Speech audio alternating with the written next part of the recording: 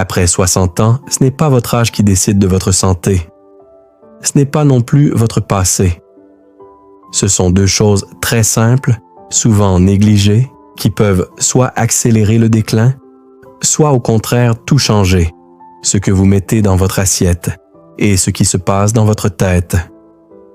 Restez avec moi jusqu'à la fin, parce que ce que vous allez entendre pourrait changer votre façon de vieillir. Si vous avez plus de 60 ans, ou si vous aimez quelqu'un qui les a, prenez une seconde pour liker cette vidéo, vous abonner et activer la cloche.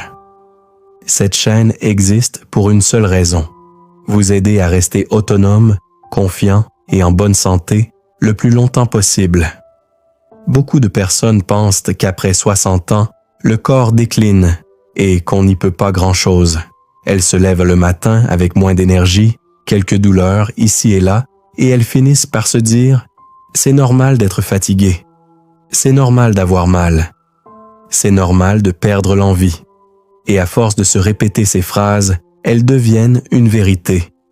Pas parce qu'elles sont exactes, mais parce que le corps écoute ce que l'esprit accepte. Mais ce que l'on ne vous dit pas assez, c'est que le corps et le mental restent extraordinairement adaptables, même après 60, 70 ans et parfois bien au-delà. Le corps humain n'est pas un objet usé que l'on remplace.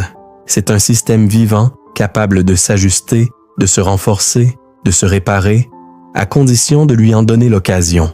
Chaque jour, sans même y penser, votre alimentation envoie un message clair à votre corps. Elle lui dit « je te nourris » ou « je te laisse te débrouiller ».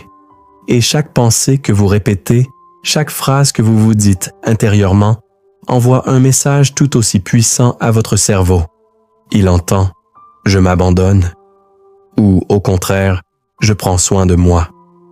Et entre ces deux messages, ce n'est pas seulement une question de santé, c'est une façon de vivre, l'alimentation, bien plus que de la nourriture.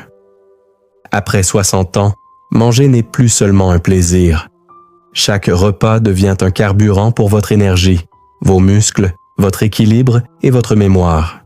Ce que vous mettez dans votre assiette influence votre force, votre concentration, votre immunité et même votre humeur. Ce n'est pas un régime ni une frustration. C'est donner à votre corps ce dont il a besoin pour continuer à vous soutenir et vous permettre de vivre pleinement. Le mental, le grand oublié. Le mental est souvent le grand oublié de la santé après 60 ans. Et pourtant, chaque pensée compte. Quand on se dit « je n'ai plus l'âge » ou « ce n'est plus pour moi », le corps le ressent. À l'inverse, un mental bienveillant, attentif et soutenant peut ralentir le vieillissement, améliorer l'énergie et la motivation. Ce n'est pas de la magie, c'est de la biologie.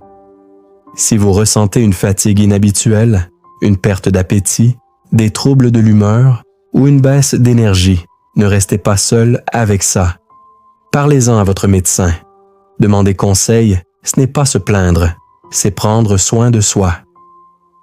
Après 60 ans, vous avez encore un pouvoir immense, celui de faire des choix. Chaque repas est un choix. Chaque pensée répétée est un choix. Et ces choix, mis bout à bout, peuvent transformer votre quotidien, votre énergie, votre confiance, votre manière de vieillir. Si cette vidéo vous a parlé, écrivez en commentaire « Je prends soin de moi ». Partagez-la avec quelqu'un que vous aimez. Abonnez-vous à la chaîne pour continuer ce chemin ensemble. Votre santé après 60 ans n'est pas une fatalité. C'est une responsabilité et surtout une opportunité.